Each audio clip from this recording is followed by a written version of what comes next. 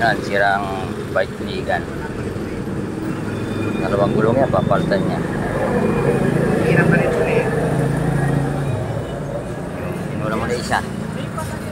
Diretso pa lagay na ng grasa to para ganda to. May patayo yung dalawang malapit? Ha? Patayo? Eh?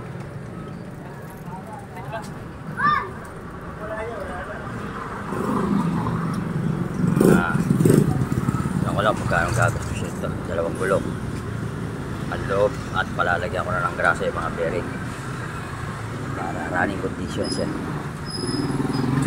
Kapipintura ko lang ito eh. Yan. Wala lang pintura ito.